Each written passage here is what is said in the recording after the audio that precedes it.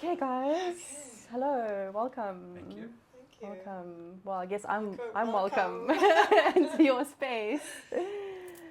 So yeah, with us today we have Wenu, and Grant in this beautiful abode called I Love Ember.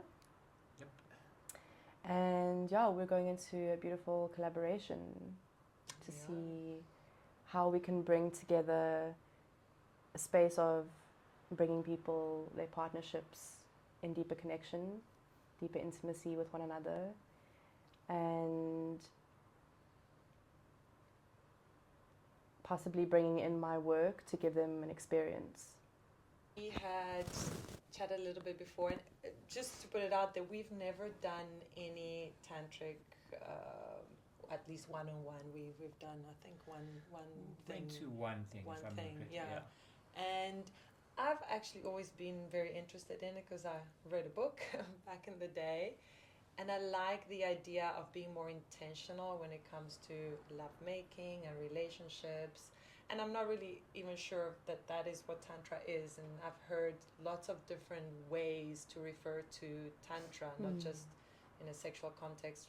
So maybe a question to you, because I think a lot of people wonder, what is Tantra? I know it's probably a big question.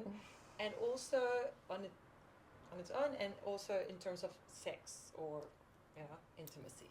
Yeah.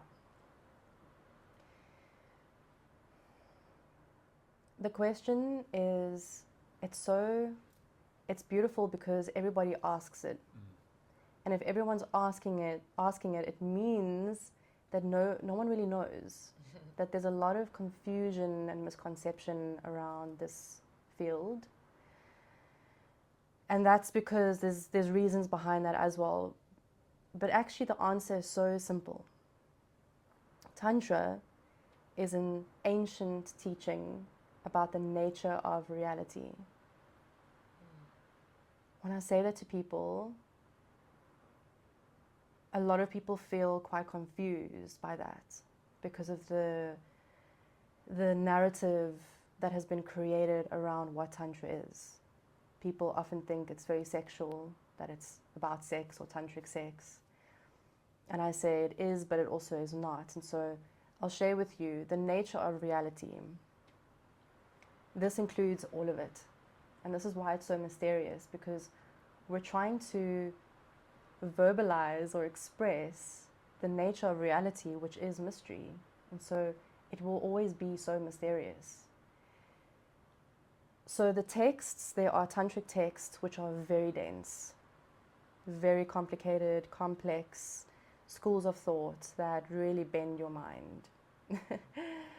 And I remember my teacher saying to me in the first, I think, 4 or 5 years of tantric practice, don't read the texts until your body has opened to a certain level where you can now understand the texts.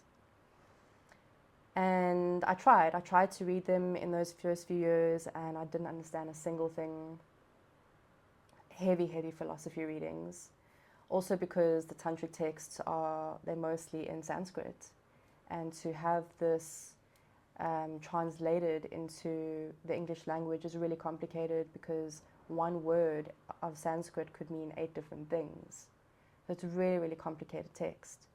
But there have been some translations, and even those are so heavy to read.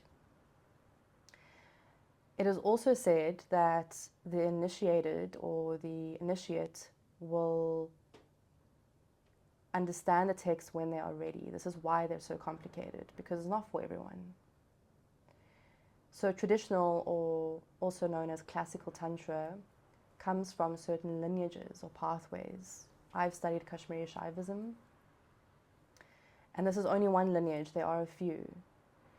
But they all lead us to the same place, that we are here to express the nature of reality. We're here to express through a human body. This means our senses, our experiences, memories, emotion. These are all yogas.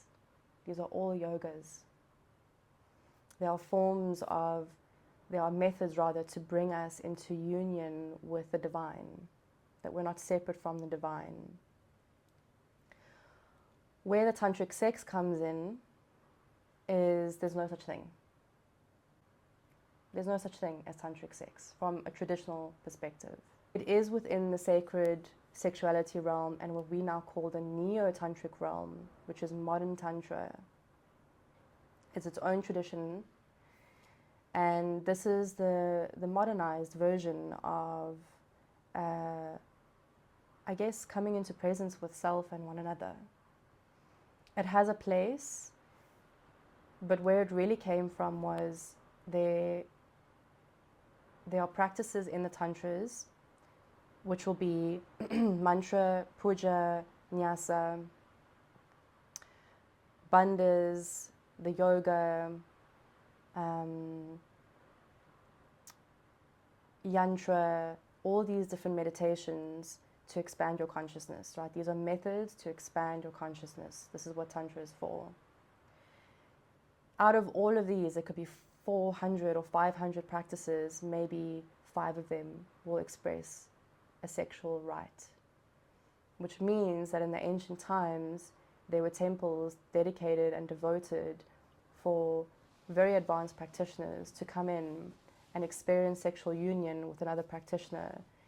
But they're at such a extreme level of awakening that it's not about sex or hedonism or pleasure. It's about understanding and fully embodying the union of Shiva and Shakti. Very ancient. We can't do that today, not in the West. There are very, very few people who are really ready for a sexual rite. So, does that answer your question? Mm-hmm. Yes, I think in the bigger sense, and in the more, if somebody wants to have tantric sex, what would that mean? I mean, so to the Westerner, from a neo-tantric perspective, this would look like, I'm not a big fan on saying tantric sex. I get this a lot from people, and it doesn't sit well with my being just because of what I've studied and where I've gone with my work. It doesn't feel authentic to the path. So I like to say sacred sexuality. If you want to experience lovemaking with more presence, deeper intimacy, you want to work through taboo and you want to move with desire, this is the sexual path, the erotic path. And that is also holy. You know, from a tantric perspective, if all is holy, then sex especially is holy. Right? This is how we're created, how we come into form. So to the person who wants to experience, I would say, an erotic awakening or really become intimate, deeply intimate with their partners again, we come together with the principles that Tantra has taught us, which is how to truly meditate, how to really work with your prana, to come into deep presence with one another. Because when we can make love with presence, no agenda, there's no, I'm expecting something from you, I'm not here to seduce you or take from your body or your hungry hands. I'm not here with the hungry hands. I've worked through my sexual shadow, my sexual narrative, which is sacred sexuality work. And that is what the neo-tantric work is really for, to work with all the taboo that we have sexually, the repression there.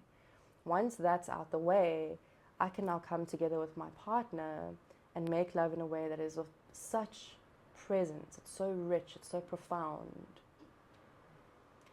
And in this way, this could be expressed as a sexual rite. You know, when the mind is completely void, when the body is a channel of only prana and eros, and you're coming together with another who is also on the same level as you, this is absolute consciousness expressing through sex. That's another level of sexuality. But pleasure, you're not having sex to experience pleasure. Pleasure is the byproduct of presence. And this is what I teach people. And I work within the sexual realm because it is necessary. We really need to work with our sexuality because there is so much repression around it. There is so much taboo through religion telling us that it's a sin to have sex outside of marriage. It's a sin.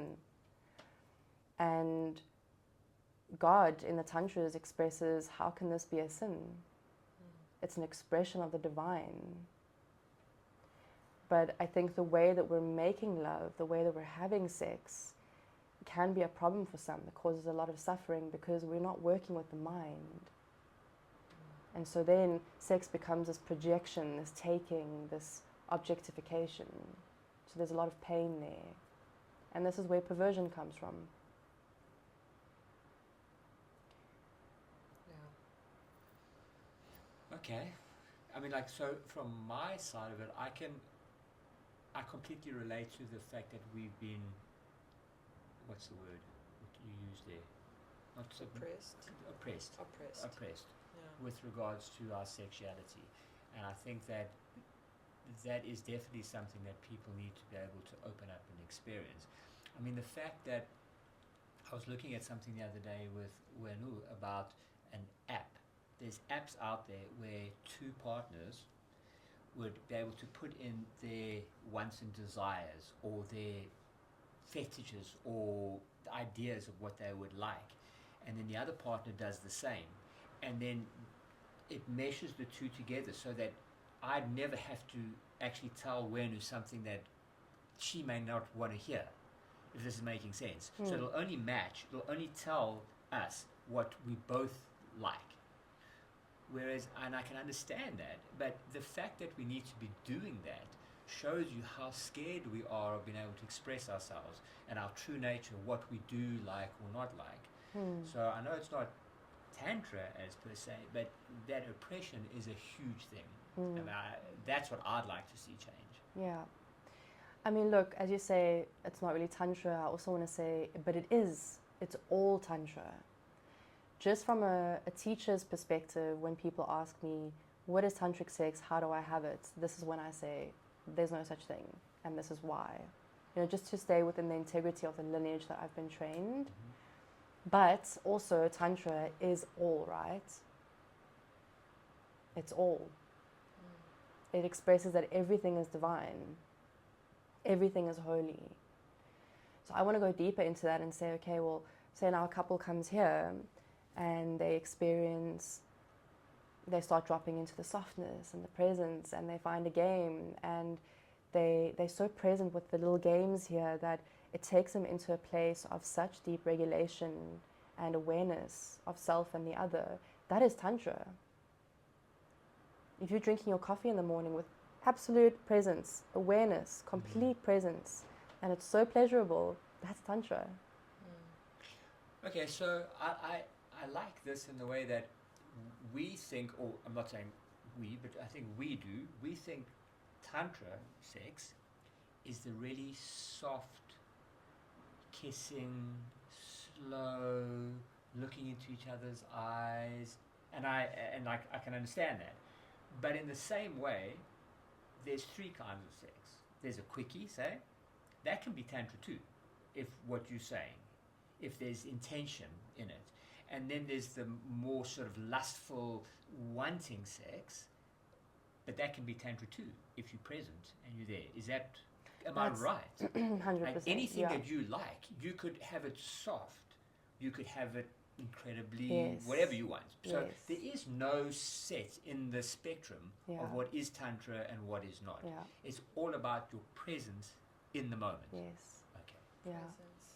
How deep does your presence go, and how intimate is that presence? How honest. Right? It's an intimate expression. That's how Tantra for me differs between another yoga tradition or another meditation tradition. Is I've done it all. I've traveled the world studying all of these things, and when I arrived at the tantric gates, it was the only thing that penetrated me so deeply, because it struck my heart.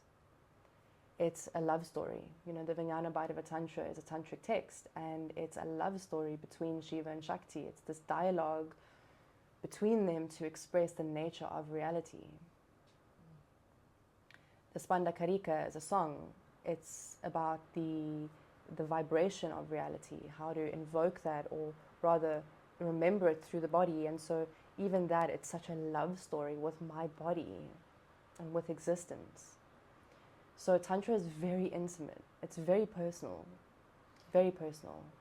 And I have a question in terms of pleasure, because I don't know where I heard this, but somebody, and again, I'm not quoting anybody, but I had the impression that it had to also do with pleasure, whether you're eating an apple, having a coffee, or having sex, to feel that. So allow ourselves, our body, to really feel the pleasure. So if I even do like this, like what does that feel like? And can I just enjoy that? So the enjoyment and the pleasure of things, is that something that... Yeah, so I just want to also pin something. As I was speaking about the tantric texts, I want to weave it into why we do such body-focused practices. The texts are so dense that if we had to read them now, it would become intellectualized. The texts or the teachings are inseparable from the practice. They have to become one. So we can be in the practice that the texts have offered us, and then go back and read the text, and it's like something keeps opening, we keep expanding. They're inseparable. So we have to go through the body to experience reality. This is what the texts say. How will you know divinity without being inside the body? Right? The body is an expression of what is boundless, but it is also contained. So it works very much with the paradox of reality, that inside the body we express the whole universe, but at the same time, I'm just one human body. And so to answer your question, pleasure, of course, we come into this this meditation with sensation, with our senses. It's said that the senses are the gateway to expanding consciousness. So we go through our senses. I would say it's not so much about pleasure, but rather bliss. We talk about bliss a lot. Bliss is not a hedonistic expression. The traditional tantric approach to bliss is I'm able to soften deeply into every aspect of myself. And when I do, everything becomes quiet. And when I do everything, I expand my capacity for my emotions, my experience. And when this happens, I'm able to be with all parts of myself, the protective parts, the angry parts, the grieving parts, the pained parts, the wounds, all of it, and I rest in my heart in harmony. This is bliss. So it's saying, I'm taking all the elements of reality, I'm pushing nothing away, I'm deflecting from nothing, I'm dissociating from nothing, I'm consuming my whole reality, and because of this, I'm in bliss. So then to get to that, right, because that's quite a big concept, we can go into body practices like touching the body, connecting. I do this a lot with women. How to tend to the body again without any agenda. Like I'm not touching myself for pleasure, it's as a meditation. And it seems so simple, but people really struggle with this, right? To get the mind into this place of, okay, I'm just receiving this touch, just receiving the quality and seeing what happens. Okay, presence is arriving. Wow, I'm super present with myself. Now I feel pleasure. So this is a method or a pathway we use to arrive at bliss. Does that make sense? No, I think it's hard. Yeah, it's quite complex, right? I know. Yeah. I like the distinction between pleasure and bliss, where like pleasure is hedonistic. I don't think it's hedonistic. I think that pleasure is a word that we just throw around a lot. But pleasure's generally, if we take it in these terms, pleasure is that sexual release type thing, whereas bliss is a state. Yeah, I think pleasure is a sensation. Sensation or a destination. Yeah. Whereas bliss it is could be a being. destination for And sure. bliss is a state of being. Yes. Cool. Yeah. So if we, just for the general person out there, right? Because obviously you spent 5 years studying, plus. You just spent 5 years doing the specifics. So the way I see it now is, if I had to take a few keywords presence being one, Mm. slowing down, because if you don't slow down, you can't be present. What else would you say? If you had to give me 5 words to describe a basic idea, Yeah. what would you use? What 5 words could you use for it? Should we refer to the practice that we're about to do? So as couples. We can, yes, perfect. Let's do that Yeah, because okay, there's so much. Okay, Right. okay. So I think just to refine it, let's say now we're going to go into the touch temple together. So you want me to give you 5 words around what to expect, Well, or what you'll receive? No, like for me, it was more about like if you're trying to understand tantra, right? Because it's by the sounds of it, it's impossible to really understand unless you spend years and years and years. Is presence comes to mind, and slowing down for me, and that's why I was wondering, like, if there was another 3 that you could add to it that would just be like an understanding. That was it. I'll try. Okay.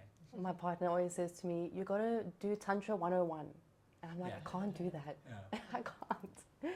Because, also this work it's a transmission. And so the ones who are ready will understand what I'm saying. Not everyone will understand this. And it's okay. So I would say, number 1, big one, is capacity. Expanding consciousness.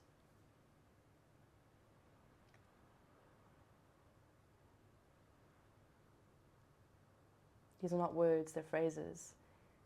The yoga of relating. Okay, very important. Dealing with conflicts, confrontation, dynamics, wounds, triggers. The yoga of relating. Are we both doing our work so that we can relate in a way that is creating union and harmony? Union, and I would say bliss or harmony. You could use either one, but I like harmony because when all the systems are in harmony, take it from the body, the lymphs are in harmony, the hormones are working, your mental health is stable, the gut is right. Just on a very basic physiological level, there's harmony, right? All the cells are dancing, they're all meditating. Don't you feel amazing? The minute something is out of harmony, we're out of alignment again. We feel that. So I want to use the body metaphors as a place to arrive at for harmony. We do the Tantra Yoga, and in the Tantra Yoga, it really is about getting all the systems of the body into vitality so that we can express harmony again. What does that feel like in the body, to be in harmony? And then you use the word yoga, and most people, when we hear yoga, it's sitting in a studio and I'm going to do a practice. What does yoga mean? Yoga is the very translation of yoga is to yoke, to bring into union. Okay. Yeah, okay. Union, full union. Yoga itself it's a challenging one to express in the West right now because of the boom, the trend of yoga that we have, right? Traditional yoga and traditional Tantra are very, very similar in what they've gone through. Meaning the West taking something and pulling only one stream. With Tantra, it's sex. With yoga, it's the asana, the postures. I don't know of many traditional yoga teachers here where they're practicing pranayama, bandhas, all the other 7 limbs of the yoga, right? So yoga means to bring in all of these limbs and to create this union of this tradition within the body. Very tantric. There's a lot to explore, and that's cool. Yeah. It's nice. Yes. And it's always about learning something and then bringing it to yourself and see how you can use it in your life. I think for me, what has stood out is that presence, that intention, that awareness, that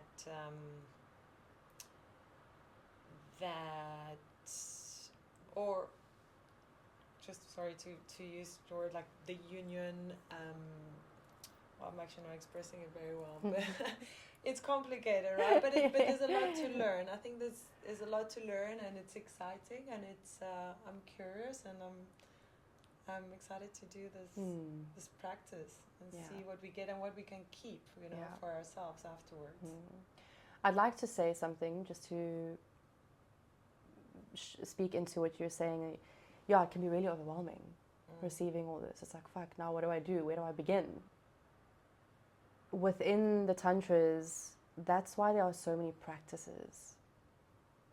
There are hundreds of practices you could do. You're not going to do all of them in your lifetime. I've barely touched on the practices. I have about 5 practices that I'm very devotional about because they've touched me deeply. So how it works is you would receive a practice from your teacher.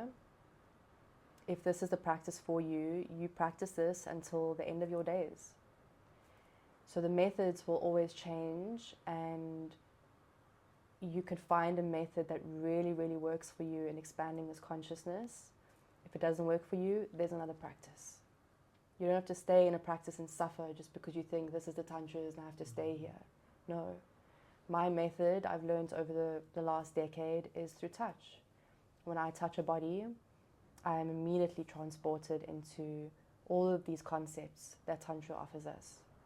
This is my method, and this is what I teach people. But it may not be for you. You may feel yoga or breath work or something else may be the one for you. So stick to one. Start with one. See how that feels for you, and then go from there.